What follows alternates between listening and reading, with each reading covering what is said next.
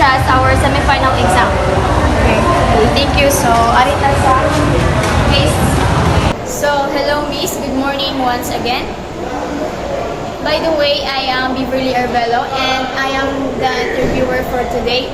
And as what I've said earlier, this interview will focus about discrimination.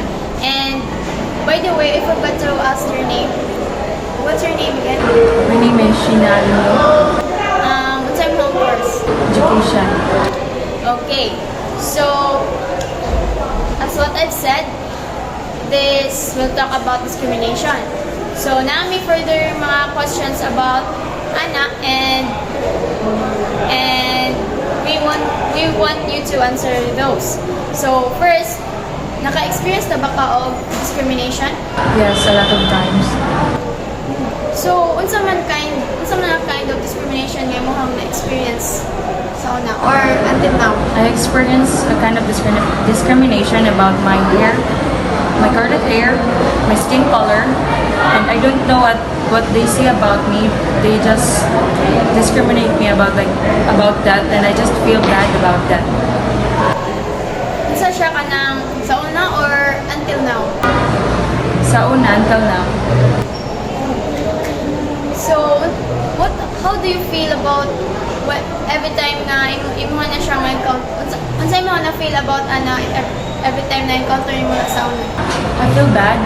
I question about myself. I also ask my parents why I have this kind of hair because my mother have a straight hair and my father. I just don't know why I have a curly hair. Yeah, and also my skin color. Yeah, because my sister and my brothers is not like this skin. They're just fine skin. Not like mine, like a dark one.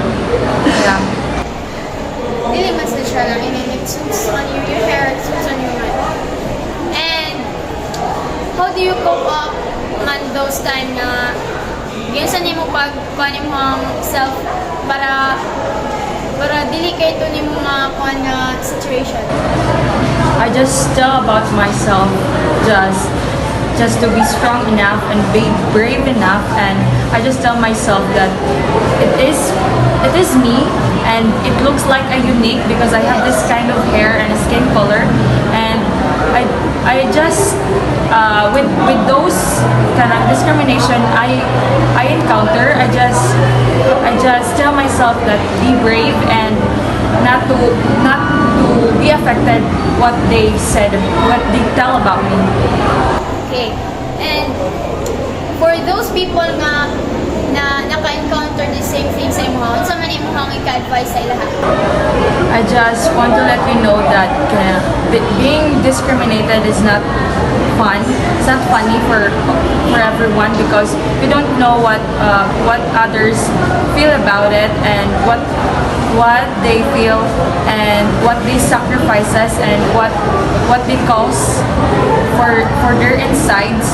So please be strong enough to face those discrimination that you encounter. Okay, thank you Miss Sheena, and I think more to siya tanan mo ang question, and you look beautiful man, so don't be affected dun sa ilaha. And once again, thank you. You're welcome.